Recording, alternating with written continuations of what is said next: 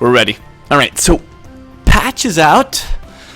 1st of October, one of the earliest patches in the month. I didn't expect it until midweek, end of the week, to be honest.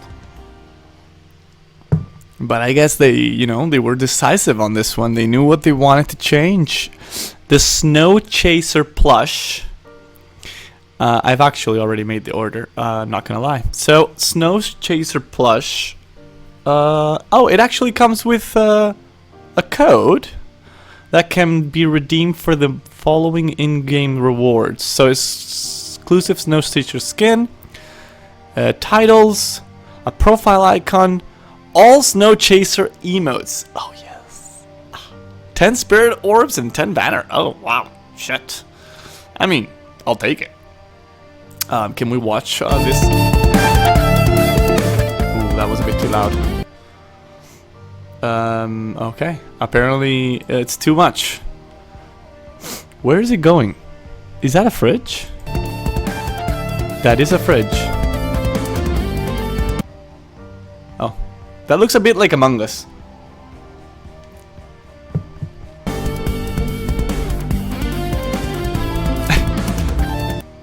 Okay. Snow Chasers in the fridge. I mean, why not? And then it goes to the beach to cool off. The frick? Why is this loading so slowly? With your own Snow Chaser. Take him to the beach. Oh wow, that skin is sick!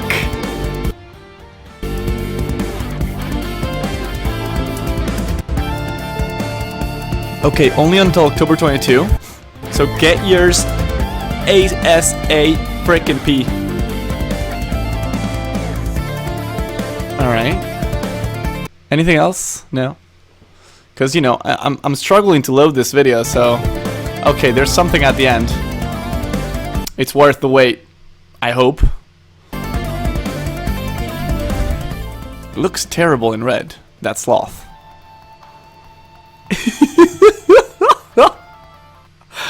Oh man, does it come with the glasses? Because it didn't look like it came with any glasses, but damn, that looks good. Oh, this is fantastic. Yo, Bladum! You subscribed, thank you! I didn't expect that. 2 months? Let's go! And hello, Duck, to you. I'm ecstatic with the plushie. When it gets hit, it's hilarious. Oh, I actually had to order this to my brother's house because I'm gonna be out for a while. So yeah, nice. I love it. Snow Chaser had a wild time at the beach while he was in our world and took some souvenirs back to Mithrion in this exclusive summer skin. I mean, whatever he attacks with, I think it's better if I don't comment. Yes, I'm gonna leave my thoughts there. Alright, Founders Collection Wave 3 coming soon. I need the glasses here because I have difficulties with my sight. And I can't find them right now. Isn't that annoying?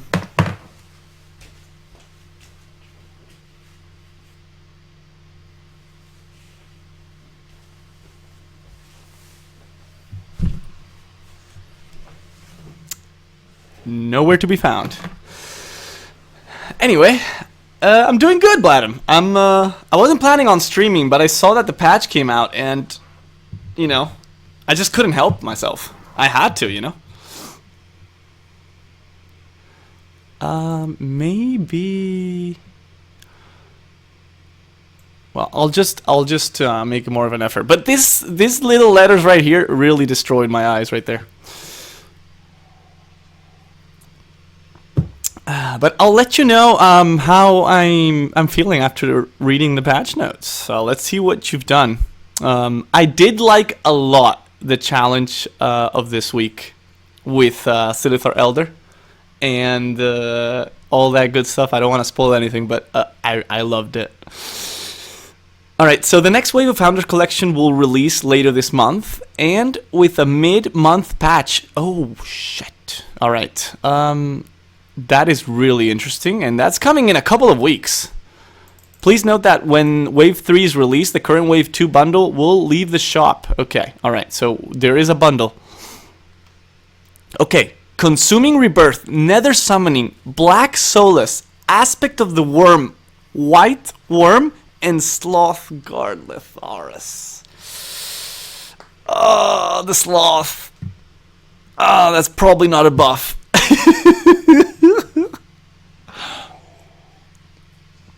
I mean, there was a lot of requests towards Sloth, and I guess, I mean, let's not jump the gun here. There's a lot of Abyssian. Three Abyssian cards, 2 Vanner. Actually, they're from the same card. So 1 Vanner and 1 neutral, which is Sloth, right? So let's start probably with Abyssian, right? Yes, Abyssian. Consuming Rebirth. From 2 mana to 1 mana, destroy an allied minion at the end of your turn, summon a copy of it in the space and give it +1/+1. It changes to this turn when a unit is destroyed. Gain +1 mana. What? Oh wow, that is good. That is interesting. Ooh. Okay, so you have to play it before destroying the units. It has to go before. Or not. Yes. Because it says this turn. Is that a... Okay, that's a comma. I thought it was a dot. So this turn, when a unit is destroyed, gain 1 mana. We have to try that. I don't know if it will work. I have some doubts, but this is really interesting. I like that change so much because it felt like Consuming Rebirth was very tailored towards Sarlacc, and now it's just another mechanic for Deathwatch Abyss. Oh my god, you might be able to do some sick stuff with this. Shut! Oh. Can that trigger multiple times? Oh, do they stack? For sure. Right? You play 2, and every time a unit gets destroyed, you get 2 mana. Oh lord. Oh my god, we have to try that. Oh, this is really interesting. I really like this change. Outside of making a whole lot of Sarlaccs, Consuming Rebirth never had many practical applications. This rework offers a Swarm and Swarm adjacent decks an alternative payoff for their Deathwatch procs, and should enable some unique strategies. This is like amplification, man. This opens a door. You know, the change to amplification opened the gates to grow, but to much more, right? And I feel like this is the same. It's opening the door to Deathwatch, right? Because Deathwatch is the direct benefit from this. But there is other decks where this could be played. Gain a bunch of mana to play your hand, and then play new black. So, oh, okay. Don't spoil us, Raputha. Don't do that. What? Oh yeah. Well, we do know. Okay, we do know there's a Black Soulless.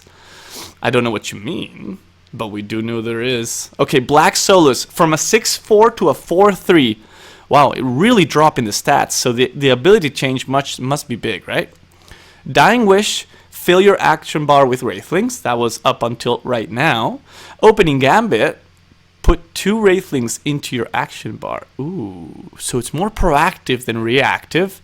The stat drop is significant. 4 mana, 4/3. Oof, it hurts, huh? Ugh. 4 mana, 4/3 is an expensive exchange, right?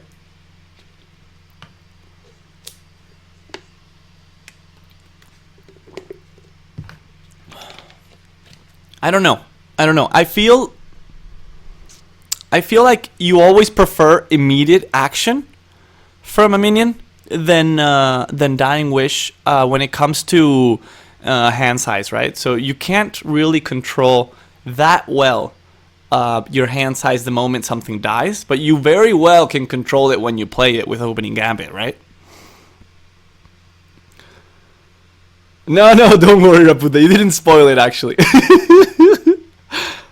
I didn't expect this change to Black Solus. Yo, Eurasian J! Hurts is relative. Compared to garbage it was before. Okay.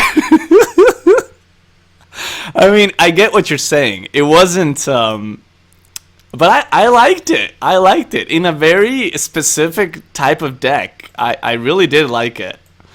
I'm gonna put the music back in because I feel like I like to have it in the background. I'm used to it now. I mean, hey, I'm all for the change, but the stats are really lower, huh? When I first read Consuming Rebirth, I thought it said when a friendly unit is destroyed, and thought that looked really strong. But it being any unit sounds scary. This just became like a fucking Pandora box. It's fantastic. Let's see what we can do with it. I am dying to try it. Jesus. All right. Black Solus.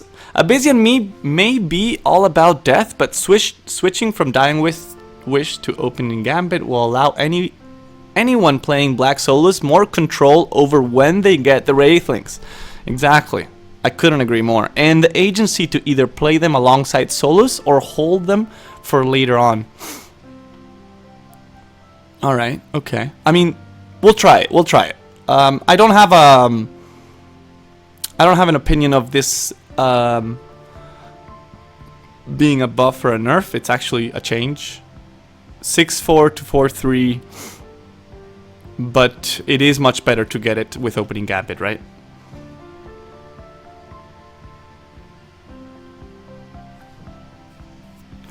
Yeah, the problem is it dies to like a Sloth, you know? Like red on your general and blue on Black Solus, and then you just kill it for 4 mana just to get a couple Wraithlings in hand. I don't know. I don't know how I feel about it, to be honest. But I may be proven wrong, eh? Oh shit. The Nether Summoning is now 5 mana. And that's it. It does exactly the same thing at 5 mana. Yeah, that's it. I mean, I've always thought that Nether Summoning was really, really strong. I honestly put it in almost any Abyssian deck that I was playing. Maybe just 1 or 2. Probably never 3, right? But maybe, you know, the change to Consuming Rebirth together with Nether Summoning could get out of hand. Maybe this is a bit of a proactive change in that department, but let's read what they have to say first, right? Nether Summoning has always been a very high variance card with the power to create an insurmountable minion advantage from a previously even board state. This was happening before more reliably than we'd like, with the ramp provided by the new Consuming Rebirth, so we're increasing the cost accordingly. Okay, alright, I mean, fair enough. I don't think the increase by 1 mana breaks the card itself. It does make it much more difficult to combine it with other cards in your turn, right? My Gauntlet strategy of picking 5 Nether Summoning is slightly less fun. I mean, it's the same fun, it's just more expensive fun, Zohan. It's all about the cost with this change. Alright, let's see Aspect of the Wyrm, because I'm really curious about this one. Aspect of the Wyrm has gone from 4 mana to 2 mana. Oh wow, that's huge. Transform a minion into a white worm and give allied minions nearby flying, and now it's put a copy of a minion into its owner's action bar and transform that minion into a white worm. And white worm is a 4/4 for 3 mana. Ooh. Interesting. Okay. Okay, so you can use both offensive and defensively, right? So you can use it for your own minions or the opponent minions. even though I rarely see the moment in which you want to transform anything into a 4/4. It's pretty good stats. But it could happen, right? It's interesting because Vanner already has a couple of 2-mana removal cards, right? So I can see more space for Aspect of the Wyrm in terms of your own minions, right? So putting a copy of a minion that you own into your action bar and transforming it into a white worm seems good.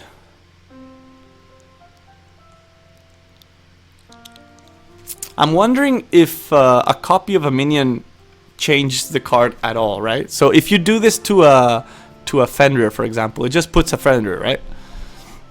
I think the copy of the minion is just with its base stats, with everything just standard, right? It doesn't conserve anything that might have been added to it. I mean, it's an interesting change. I do like it. If you do this to a wall, the problem is you get the wall. You don't get the card, the Bone Shield Barrier, right? You get just the barrier. I don't know if that makes sense. You don't get, like, if you make this if you make a Gravity Well, a 4/4 with this, you don't get a 3-mana Gravity Well in your hand that then you can play it and put 4 walls, right? You just get one of the walls.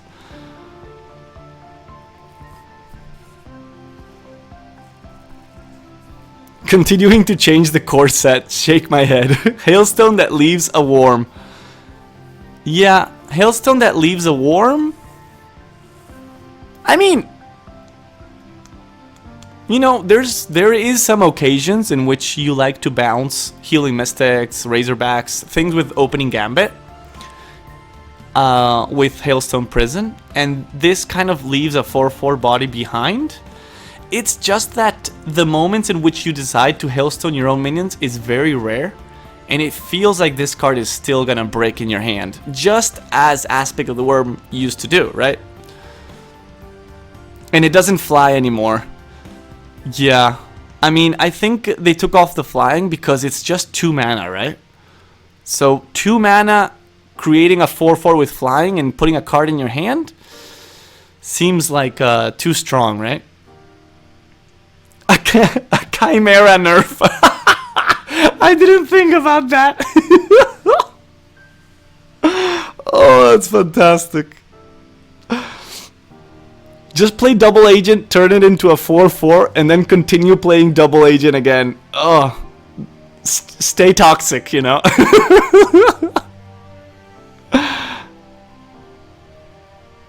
On a 2/3/2 drop, it's 2 mana plus 2/+1 buff that adds a copy to your hand.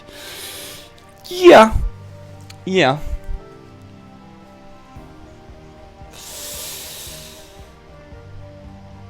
I don't know. I don't know about this one. I feel like it's still not gonna see that much play. But this is, of course, my opinion without, you know, any basis or any test at all. And I think we have... Oh, okay. There's a description. Oh my god, Sloth. I already read the change. Fuck. Okay. Okay, they changed Sloth to a 1/4. God damn it. Let's read this first. This rework aims to turn Aspect of the Wyrm into a flexible way to gain early board presence and replay allied minions in a pinch. It can also be used as a removal spell. While the old Aspect of the Wyrm was undoubtedly a top 3 Aspect card, we hope this will be enough of an upgrade to continue and build upon its legacy. I mean, I like that the card was not changed completely in the sense that it still creates a worm. A white worm.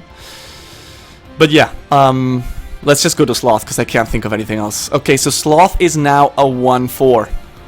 Now, you know, considering the fact that this was going to be changed based upon, you know, a lot of community feedback and the feeling of playing the game and seeing the impact that Sloth had, my hopes was that the change was only stat-wise. I think I mentioned a 1/5, but a 1/4 does seem more fair considering the impact that Sloth has. So I can understand this nerf.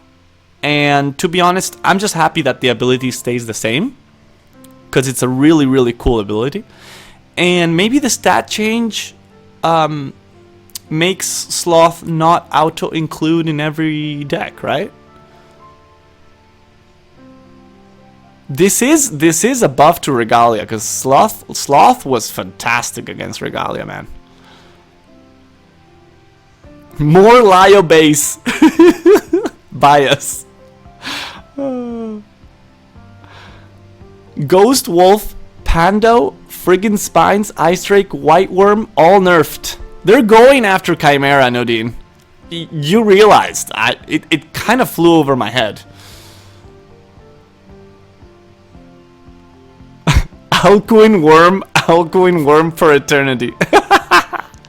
Now that sounds fun. Yeah, this is a buff to Regalia. But to be honest, everybody was asking for a change to Sloth, and I feel like it was necessary to lower the stats, right? Maybe 1-4 is a bit on the aggressive side, but like it could have been like a 2-4, maybe. But you know that increasing an attack is also really dangerous. So I understand that maybe that route just didn't work out in any test base that they might have done, right? Let's read, right? Since his introduction in Wave 1 of the Founders Collection, Litharos has proven himself to be an extremely powerful inclusion in almost any deck. Rather than changing the gameplay of the tiles, we've instead reducing Litharos' health to allow the player on the receiving end to break free of the provoke more easily after it comes down. I mean, completely agree here. This is the change that I think was meant to be, right? I'm happy that the tiles didn't get changed. I did not want to learn 3 different tiles again, man. I just didn't. Alright, shop. The shop has a new skin. Oh, I already have this skin. It's amazing. Come on. Now this is Macantor Jesus. Skarsig is the Kickstarter backer. It's really cool. I really like this skin. That's gonna be an include for me. That attack animation is holy. It is holy indeed. All right, so let's do a little recap, right? Yo, Free Society Company. Thank you for joining the Way of the Duck. Welcome. Appreciate it. All right, so patch conclusions without having tested anything, and with you know, 0 power to whatever I say, right? Consuming Rebirth, super interesting. I think this is a fantastic tool for Abyssian that a lot of people were saying was on the downside. I didn't get that feeling, but hey, I'm all down for more Death Watch, right? I'm all down. I think it's a really cool rework. I think it's gonna bring a lot of different possibilities to deck building around Abyssian, and it's my favorite change of this patch. It gives me the vibes of the change that Amplification had the last patch, and I love that change. Nether Summoning, I think it's fair. It's just a 1 mana more, so there's not much to say about it. I think by the time you play Nether Summoning, you have enough mana to play it at 4 or at 5. But it comes down to what else you can do that turn besides the Nether Summon, right? Now you can combine it a little bit less than what you could before. Black Solus, I like that it's proactive now instead of reactive in terms of opening Gambit instead of Dying Wish. I'm not super excited about the stats. I don't think 4 mana 4/3 is great. for getting a couple of Wraithlings in the hand, but gotta try it out. Inconclusive, in my opinion. Aspect of the Wyrm and White Wyrm. I mean, I do like changing Aspect of the Wyrm because the use was close to 0, right? I really haven't seen this card played at all, and I think trying to bring it into play is really interesting. I don't know if the 2-mana spell is where Vanar really needs more support, right? So Vanar already has Chromatic Hold and Hailstone Prison as 2 spells at 2 mana that basically interact with the board. And this feels like a third one that, you know, to be honest, I don't think it's better than Hailstone Prison. And it's quite similar to Hailstone Prison, right? So, I don't know. We'll have to test this out. I'll leave it also as inconclusive, but more towards the not super inclined, right? And I think Sloth Guard Letharis was a needed change. We're still going to see Letharis around. I think it's still really powerful. I don't think this change makes Letharis unplayable at all. I think the strongest thing about Letharis is the Provoke and the tiles, right? And that remained. So the fact that it's a 1/4 makes Letharis more balanced, but it's still a threat, and we're still gonna see it, right? And I'm definitely gonna include it in a lot of my decks, right? It's cool to play. Come on. And yeah, that's it. Not that many changes. There is another patch coming in terms of, what was it called? Founders Collection, wave number 3. The one and last, so third and last wave of new cards. Coming in, like, I don't know, a couple of weeks?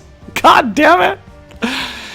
And the best highlight of all is Snow Chaser holding what I believe to be a sex toy and some type of, like, how do you call this? You know, those yellow things to keep you afloat.